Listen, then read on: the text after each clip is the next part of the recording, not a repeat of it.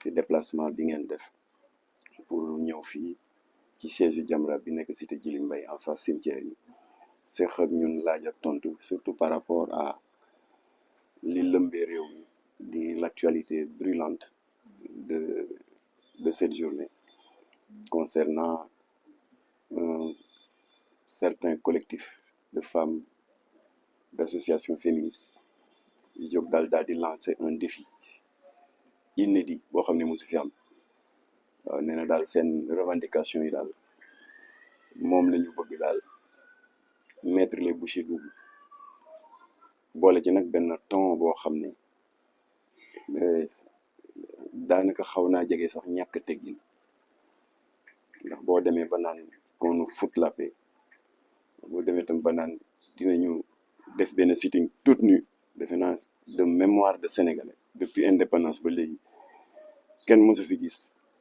un projet de manifestation rawatina initié par des femmes nga xam ne femmes sénégalaises liñ ko xamee mooy pudeur teggin sàmm ay cëram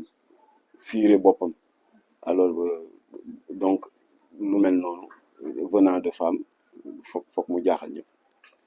li ma jot nag ci ay coup de fil jóge ci ay kilifa diine ci autorité religieuse kenn xamul nu mu toll ñëpp di ko naqarlu foofu sax c'est chercher trop loin rien que dans les réseaux sociaux rek yéen ñëpp yéen a gisal seen bopp ne que l'indignation est générale alors teggin nag dafa am solo nit ki li ngay revendiquer lu muy légitime boole ci teggin c'est important dina tax sax koo xam ne sawarul woon sax pour jàppale ci dana ne kii daal nañ ko jàppale daal di am tuuti ñeewantal ci yow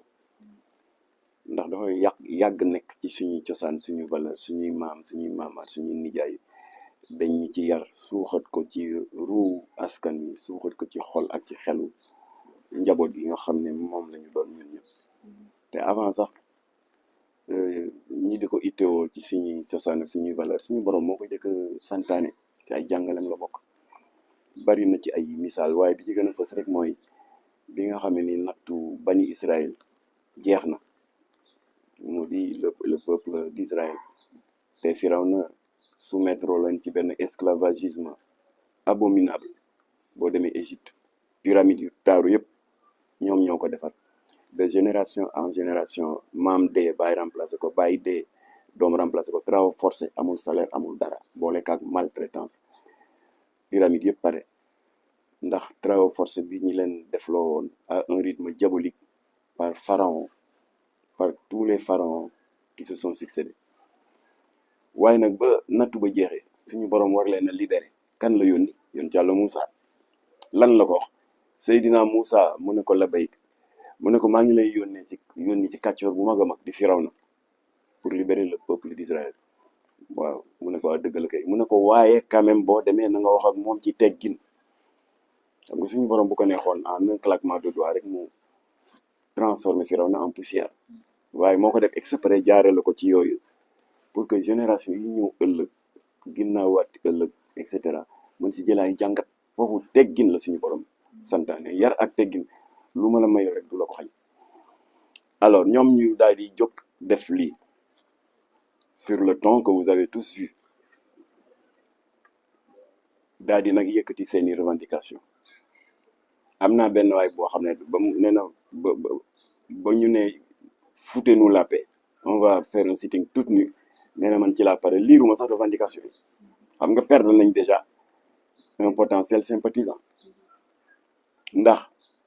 dafa am baat bu wolof di wax tuddee ko toññar bi mooy ñu tooñ la wala nga am revendication bu légitime ba ñëpp am ñeewante ci yow am sympathie ci yow ñëpp jox la dëgg waaye nga wane ci arrogance boo xam ne dañuy mujj jël toor bi yëpp tegaat la ko loolu mooy toññar bi loolu moo leen dal am na ñu ma ci jokkool tey organisation féministe yi dafa am ñu bari ñu ma ci xam alors léegi nag quant au contenu de leur revendication lan la ñuy wax di exiger premièrement l'application intégrale du protocole de Maputo dinañ ko faram-fàccee léegi deuxièmement di dénoncer la culture du viol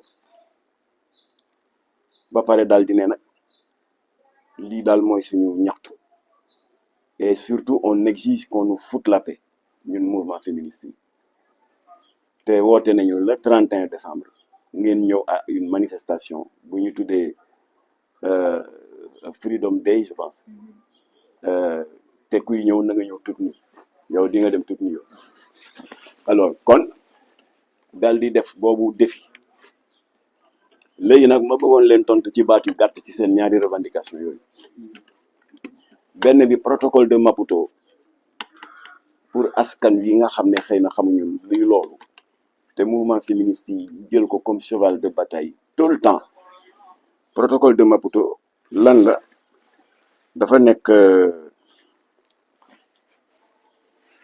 nekk benn plateforme boo xam ne pays africain yu bari ñoo ko xaatim c'était le 11 juillet 2003 à Maputo mooy capitalu Mozambique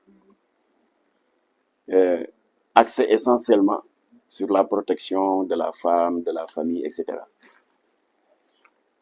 Protocole bi 32 articles mais il faut se poser la question pourquoi chaque fois mouvement féministe bu ñu yëkkatee kàddu naan nañu appliquer protocole de Maputo pourquoi toujours dañuy coppati sur les 32 articles l'article 14 doo dégg moom ñu wax beneen article alors il y en a 32 dañ koy nëbb nii il y a une raison bon article 14 oui évidemment xam ngeen ko par cœur mooy bi wax ne en cas de viol ou d'inceste jigéen ñi war nañ mën a may sañ-sañ ñu avorter loolu ñun am nañ ci ay débat yu dul jeex ak ñoom à travers des débats télévisés des débats contradictoires wax nañ leen ba tey que ñu neew ñu que nous sommes contre rek yem ci dañuy indi une alternative mooy partenariat bi Jamra am avec des pouponnières et des orphelinats bi ci gën a siiw mooy orphelinat daaray Sëñ Saliou te soxna su baax di Ndeye Awa Sadio jiite ko fii ci unité 12 bu Parcelles Assainies on a encadré combien de fois des femmes en détresse qui étaient victimes de viol ou d'inceste de la part d'un oncle etc qui étaient tentées d'avorter ñu ne leen kii borom bakken la moomoo ko yàlla nda ko nattoo mais bul ko rey dinañ la encadrer gratuitement duñ la laaj carte d'identité duñ la laaj njëgu Cerelac duñ la laaj couche bébé discrètement ba yàlla dimbali la nga mucc nga bàyyi ko foofu ca orphelinat Ndeye Awa Sadio et tu retournes à tes occupations comme tu étais venu dans l'anonymat ton honneur est sauf waaye itam bakkenu xale bi soowe na ñaata xale la ñu sowe ci loolu mais les féministes ne veulent rien entendre ne nañ avortement rek rey rek donc loolu juboo amu ci te bu juboo du ci mës a am ñoom elles sont pour le meurtre des enfants dans le ventre de leur mère ñun nous sommes pour ñu sauvegarder la dignité de la femme qui a été victime de violences sexuelles mais tout en préservant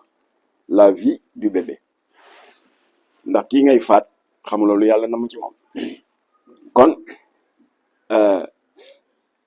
article 14 bi musuñu si juboo ak ñoom waaw ma ne leen d'accord mais un protocole bu ko état di signer daf koy signer sans réserve du ne article bi rek laa signer bii non bii oui déedéet 32 articles la boo signer rek engagé na la ci 32 pourquoi vous ne parlez pas des autres articles je vais vous dire pourquoi te benn rek laa ciy citer pour ne pas abuser du temps article 6 lan la article 6 protocole de Maputo wax te féministes yi di ko nëbb dafa ne les états membres et signataires du présent protocole sont invités à encourager dans leur pays la monogamie comme étant la meilleure formule du mariage ma ne loolu ñeme ngeen def promotion monogamie fii ñemewu ñu wax donc une manière de vous dire que protocole Maputo boo gisee bañ ko état du Sénégal signé 11 juillet 2003 bi ñu ci 2024 ça fait la 21 ans ñaata régime jaar na fi Abdoulaye Wade jaar na fi laalu ko Macky Sall jaar na fi laalu ko parce que c'est inapplicable balaa maa dee ñu naan waaw bon du point de vue des conventions internationales un état bu signé n'est-ce pas un protocole donc ce texte bi nga xam ne c'est un engagement international dafay am une primauté sur la législation interne d'accord mais ñëw leen ngeen appliquer protocole Maputo intégralement nag 32 articles yëpp ñëw leen bu ko defee état bi def article ne monogamie tere nañ ko parce que Maputo nee na monogamie baaxul polygamie baaxul la meilleure formule du mariage c'est la monogamie acca c'est inapplicable na ngeen nangu loolu da ngeen xam ne ñi ko bind bokku ñoom diine bokku ñoom aada bokku ñoom culture et il y a beaucoup de francs-maçons parmi le comité de rédaction xam nañ ci membre yu bari ngir yàlla bàyyi leen wax yi Maputo bi ngeen di wax pour daganal yàq biir c'est inapplicable au Sénégal kooku mooy premier point léegi am na ci féministe bu ma doon waxal ci suba mu naan ma xanaa nekkatuñu un état de droit parce que assemblée nationale moom moo signé que bu état jëlee ay engagement au plan international ba xaatim un protocole une convention alors signature boobu de ce document là dafay dominer dafay am primauté sur la législation interne ma ne ko d'accord comme que mënuñu wax ak yéen ba convaincre lañ ci protocole de Maputo ma ne où est l'appel des 66 du nom des 66 pays qui étaient signataires à l'initiative de notre compatriote ou ex-compatriote wala compatriote Bougali Ramayad qui était à l'époque dans le gouvernement de Sarkozy secrétaire d'État aux droits de l'homme moom moo ko dox ak l'ambassadeur de l'Argentine aux Nations Unies ñoom ñoo ko dox ba collecter 66 signatures pour jébbal ko le secrétaire général des Nations Unies Ban Ki-moon pour que kooku jébbal ko assemblée générale ndax ñu mën ci statuer à quelle fin pour obtenir la dépénalisation universelle de l'homosexualité. Ban Ki-moon ne leen y a 192 États membres. Ban Ki-moon c'est le secrétaire général des Nations Unies de l'époque. Il y a 192 États membres des Nations Unies. ñemewuma poser texte bi pour ñu débattre en plénière parce que amu leen quorum kon le minimum mooy 192 divisé par 2 il faut au moins 96 États signataires yéen 66 ngeen am mu manqué 30 loola waraloon nag ñoom Ramayad ak l'ambassadeur d'Argentine ba nekk Nations Unies doon wër àdduna pour convaincre d'autres États africains pour ñu signer loola waraloon dama leen doon tontu ci wax yi caaxaan yooyu naan convention boo ko signé bitim réew ça s'impose à la législation intérieure bu dee la nga signé baaxul na alors loolu waraloon il y avait une rumeur qui courait du temps de Ablaye Wade en 2019 que am na 2 ministres yu rocceeku dem à Genève pour xaatim ce document satanique portant dépénalisation universelle de l'homosexualité ba coow li jibee président Ablaye tontu on avait décidé d'aller manifester devant la grande mosquée pour exiger que état leeral ñu dalal xelu njaboot bi pour bañ li dal Gabon dal Centrafrique dal Île Maurice maanaam daganal nañ fa ngóor jigéen ndax seen état moo dem jëli des engagements internationaux bañ mu dal ñu alors ba ñu demee def autorisation préfet bañ ñun Jamra ñu ne on va quand même manifester ñu dem buntu grande mosquée je prends à témoin oustaz Aliou Sall seen confrère animateur du desk religieux de Sud je prends à témoin imam Mbaye Niang waaye ñoom la leen moo leen yëkkati woon ñoom dañu bëggoon def manifestation après la prière du vendredi pour naxarlu la libération scandaleuse des 9 homosexuels de Mbao yi doon takk sëy bon ñun ñu la leen ëllëg mu nekk ñaari manifestation nañ ko boole mu nekk benn ñu dem buntu grande mosquée ilimaan yi dafa ne salaamaaleykum seulement dañu gën a tàllal suñu banderole police fekk ñu fa dóor ñi lacrymogène sotti ñu ndox si la seen concert boobu ñuy wax Ramatulaay te nekk caméra woman au groupe Escaf communication bu benn bas noyyi ko à 0 mètre daanu bu doon réflexe oustaz Aliou Sall di ko capté ndong yi bu daloon ci goudron bi mën na xam wala lu leen dal ko police fekkaat ñu fa ñu daw traversé Allée Papa Gueye Far dem de l'autre côté man ñii maa jël micro pour interpeller le président ndax ministre ba ñu wax ne dem na signé ji le protocole portant dépénalisation universelle de l'homosexualité te Sénégal ne daf ci bëgg a bokk ndax dëgg la wala du dëgg maa jël micro bi et pourtant ci nguur googu laa bokkoon président bi Abdoulaye Wade joxoon na ma fa ñaari teranga benn bi il m'avait nommé président du conseil d'administration du centre international du commerce extérieur communément appelé CICES mu joxaat ma une responsabilité politique mooy position bi Seydou Gueye am tey ci Benno Bokk Yaakaar wala El Malick am ko ci parce que man boobu laa amoon Iba Der Thiam moo doon porte-parole yi parce que ñun suñu Benno Bokk Yaakaar mu ngi tuddoon CAP 21 convergence des actions autour du président de la République pour le 21e siècle kii ba der ci am ne ko coordonnateur yi man ma ne ko porte-parole kon j'avais deux responsabilités ci nguuru Abdoulaye Wade mais terewul dama jël micro bi interpellé ko ne ko monsieur le président convention internationale bi ñu tuddee l'appel des 66 te wax ne ñu ngi ut un quorum de 96 états amagum nañ 66 pour que bu matee 96 ñu jox ko Ban Ki-moon secrétaire général bi ndax Nations Unies voté une loi de dépénalisation universelle de l'homosexualité nee nañ am na ñaari ministre yu bokk sa gouvernement yu fa dem am na wala amul police fekkat yu fa dóor mais suñu message jàll na parce que dès le lendemain Abdoulaye Wade président de la République daal di yónni Bamba Ndiaye le ministre en charge des affaires religieuses yónni Koumba Gaye qui était à l'époque secrétaire d'État aux droits de l'homme ñu def un point de presse commun weddi ba tëdd ci suuf mais Abdoulaye Wade nee na yónni wu fa kenn te du fa yónni kenn alors ma leen kon nag loolu c'était une convention internationale mais terewul ñun on a riposté riposté le lendemain ne ko ña fa demoon même buñ ko signé woon bu ñu ñibbisee ñoom lañ koy appliquer parce que une convention fût-elle internationale et que serait-elle soumise au principe qui voudrait que les engagements internationaux s'appliquent à la législation interne convention bu fi ñëwoon ce sera inapplicable ma ne kon nag madame les féministes seen protocole de Maputo bi c'est la même chose c'est inapplicable mënu leen fi ñëw di imposer nit ñi monogamie mënu leen fi ñëw di imposer loo xam ne dafay jalgati suñuy valeur ak suñuy charte kon loolu la ñu yàgg a waxanteeg ñoom kon le fait que ñu yëkkatiwaat ko vraiment c'est enfoncer une porte déjà ouverte seen deuxième ñaxtu bi mu di waxi ñu ngi ko formuler de la manière suivante de ne non à la culture du viol mais affaire du viol ñaata combat la Jamra ak ñoom mené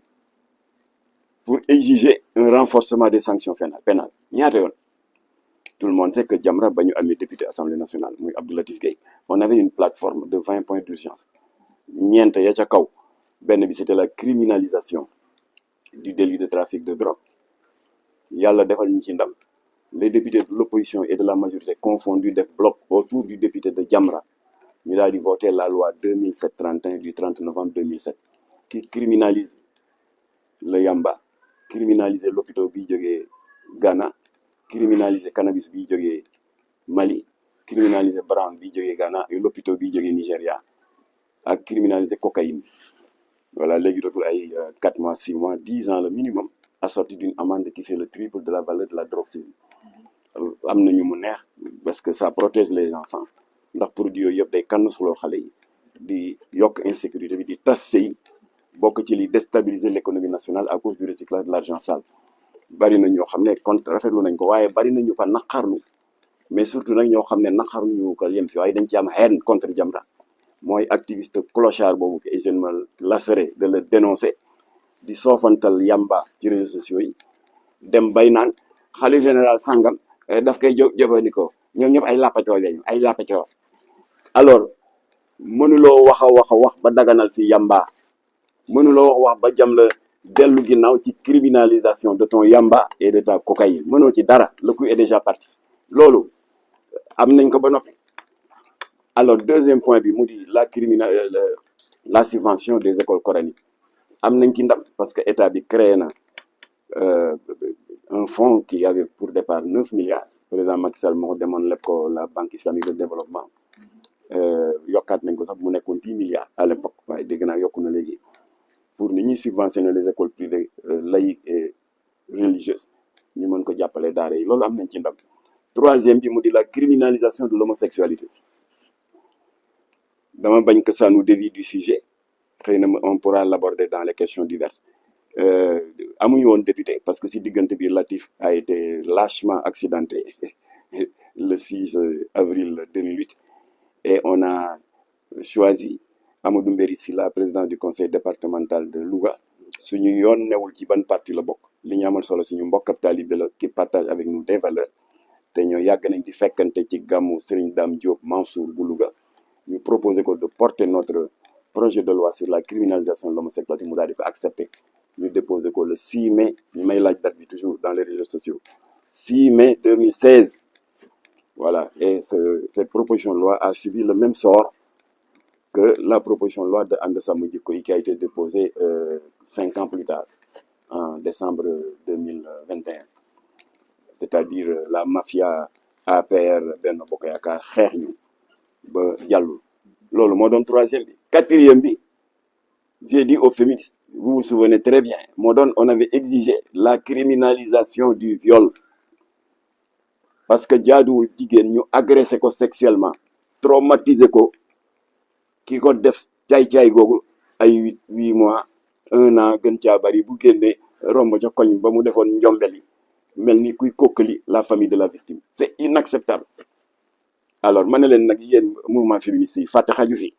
ñaata yoon la ñu ànd def cause commune parce que dañu bañoon wujjeeg yéen mu ngi woon suñu plateforme mais comme que yéen itteewoon ngeen ko ñu ne au lieu de disperser les forces nañu dem fekki les mouvements féministes ñaata yoon la ñu dem place de l'Obélisque après à la fin de notre entretien mën naa leen yónnee photo yeeg vidéo yi ñu dem fa def sitting ci naaj bi bokk benn naqar photo yaa ngi ni yëpp sitting yi ñu def avec les mouvements féministes la pour exiger la criminalisation du viol man maa sol tenue rapport bi la ak casquette bi parce que naaj bi dafa bëri woon yii yëpp ñu ànd def ko on exigeait la criminalisation du viol yàlla defal ñu sutura notre complainte a été entendue président Macky Sall moo réagir lu maron yëpp man la ba mu réagir dafa ne boo leen ko naree jaarale par la procédure classique de proposition de loi ça risque de prendre du temps bàyyi leen ma jël ko en charge au conseil des ministres ñu élaborer benn projet de loi jox ko assemblée pour la criminalisation du viol noonu la ko defee c'est la loi 2020-05 du 10 janvier 2020 ñu yóbbu ko assemblée voté ko adopté ko léegi viol dootul ay 6 mois ki 1 an 10 ans le minimum assorti n'est-ce pas d'une possibilité de commuer la peine en réclusion criminelle à perpétuité bu fekkee bakkanu ndaw si def ci rot c'était le cas ndeysaan de Binta Camara bi nga xam ne saay-saay bi la mu bëggoon amu ko mais ndaw si njàmbaaram elle s'est battue à mort ba ñàkk bakkanam voilà kon saay-saay boobu appliqué nañ ko la loi 2020-05 du 10 janvier 2020 bi wax ne 10 ans la avec possibilité que ñu assortir ko d'une réclusion criminelle à perpétuité bu dee bakkan def ci rot ma ne leen yooyu ñoo ànd xeex ko vidéo yaa ngi photo yaa ngi c'est déjà acté waaw ngeen dugal ci seen plateforme yi fi naan contre le land du viol la culture du viol ban sens là vous êtes en train d'enfoncer une porte déjà ouverte à moins que sitting bi ngeen bëgg a def qu'il y ait d'autres mobiles cachés que les gens ignorent benn bi protocole Maputo xam ngeen ne c'est inapplicable 11 juillet 2003 ba ñu ngi ci 2024 tous les régimes qui sont passés dañ ko tegee ne ndax kenn ñemewul ak pour citer qu'un seul exemple imposer la monogamie dans ce pays viol bi wax ju yàqu la vous enfoncez une porte déjà ouverte parce que la loi 2020-05 du 10 janvier 2020 criminalisé na ko ba noppi alors ma ne quant à votre conclusion disant que vous voulez qu'on vous foute la paix et que yéen a ngi woote pour le 31 un sitting boo xam ne yéen a koy organiser et que mot d'ordre bi mooy jigéen bu ñëw na nga ñëw toute nue alors quant à cela ay wala dafa wax ne dana matte du matte bul ci def sa baaraam moo tax ñun jël nañ suñu matuwaay voilà boo gisee ma yàggoon ci kaw maa ngi doon waxtaan avec de hautes autorités de la sécurité parce que y a des risques de troubles à l'ordre public am na des organisations religieuses yoo xam ne ñoom itam di jigéen ñi taxawee di lolo di jël seen matuwaay pour def yooyu am na ñu taxaw itam pour leur porter la réplique kon y a des risques de troubles à l'ordre public alors bu ko defee nag dañu nekk dans un état de droit te xam ngeen ne Jamra à plusieurs reprises koo xam ne ñëw nga ci penc mi di tooñ ndax ku ci nekk boo tëjoo entre quatre murs bu la neexee jaamu seytaane di sàbbal iblis suñu yoon new sa digganteeg sa borom la waaye boo xasee ba dem ci penc bi qui est un patrimoine commun loo fa def citoyen bu mu neex entre am na droit constitué wu partie civile saisir justice gis ngeen ne Jamra def na fi ay yoon c'est la loi 2008-11 du 25 janvier 2008 bi xaraamal di interdire toute forme d'agression de nos valeurs nga def ko sur la voie publique wala nga def ko à travers des supports électroniques sous forme de vidéo sous forme d'image ou autre ou de son alors yoon dal na sa kaw notamment quand ça porte atteinte à nos bonnes mœurs quand cela porte atteinte quand cela dégrade l'image de la femme ba pare di mettre en péril la santé mentale et morale des enfants loi boobu ci la ñu daane as ndaw jarul may tuddam parce qu'elle s'est repentie maintenant d'après ce qu'elle dit te doon def exhibition sexuelle dans les réseaux sociaux 6 mois de prison ferme après la plainte de Jamra loi boobu moom la ñu jébbal procureur bi ñuy def plainte bi mu am koo xam ne dafa nekkoon ci réseaux sociaux yi di xotti war ma diine ak alxuraan 6 mois de prison ferme mu négocier ba ñu def ko 2 mois loi boobu 2008-11 du 25 janvier 2008 ñaari fecckat jarul ñuy tudd seen tur ndax tuub nañu léegi te purgé nañ seen peine ñu yóbbu leen procureur tribunal correctionnel dóor leen 1 mois de prison ferme loi boobu xale yooyu fi tourné woon bande annonce d'une série pornographique ñu tuddee ko Cirque Noir moo dal ci seen kaw ba producteur bi après 17 jours de détention préventive 2 ans de prison ferme 2 ans de prison avec sursis et pour les acteurs et les actrices 6 mois de prison avec sursis kon loi bi Jamra moomu ko waaye ñun dañu fas yéene chaque fois que nous sommes agressés dans nos valeurs et à travers toute forme d'exhibition perverse sexuelle en public c'est clair Jamra toujours day jël di ko yoon may ba mu jeex tàkk kon nag mesdames et mademoiselles des mouvements féministes Jamra ngeen di xaar de pied ferme ak seen i taatu nen dinañ xam nag yéen a moom nii di futteeku ci mbedd mi di toppandoo tubaab yi xanaa roy garaawul comme ni ko Senghor di wax waaye bàyyi leen jël culture jàmbur boo leen di roy leen lu baax waaye da ngeen di seet la gën a yées di ko roy xam nga Europe dañu xewal loolu les femmes jigéen ñooñu nga xam ne dañuy jékki-jékki rek torse ñu tekk seen soutien sànni fële seen ween yi langa ñuy dugg ci assemblée nationale di impressionner nit ñi di leen terroriser pour faire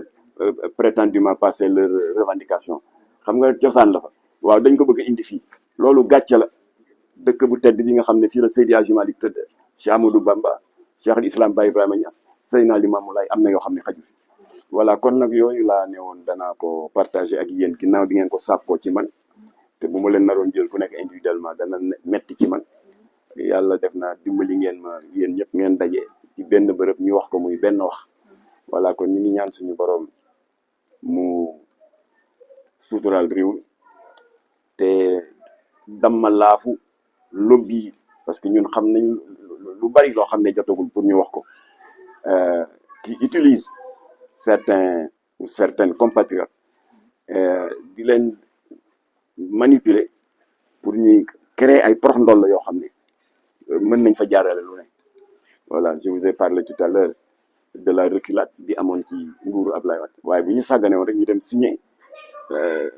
l'appel de 66 te su boobaa dëkk bu ko signé jeex na amatul waaw article 319 nee na homosexuel déedéet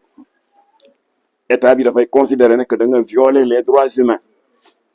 parce que dafa naroon nekk une dépénalisation universelle voilà yàlla def na sutura sur une exigence de forum de 96 états membres 66 rek ñoo signé mu des 30 ak Ramayad ak ambassadeur Argentine échoué xam ne pays arabes yi def nañ bloc ne duñ ko signé mu daal di mujjee yàqu voilà moo tax nag ñun Jamra nee nañ même buñ ko signé wul ña ko signé bu ñu ñibbisee Sénégal ñoom lañ koy appliqué protocole Maputo tamit ña ko signé xanaa ñu appliqué ko son bopp waaye c'est inapplicable ici dans ce pays yal na yàlla sàmmal ñu réew mi contre pexe lobby yi suñu kilifa diine yi yàlla leen yàlla ñor di seen fante tootoo ci wér yal na yàlla def jàmm ci réew mi te làq ñu Sénégal fu yàq yeggul wasalaamaaleykum wa rahmatullah. Wondelo TV. Abonnez sur la chaîne Wondelo TV. Wondelo TV di wondeelu ci ay xibaar yu leer te wóor.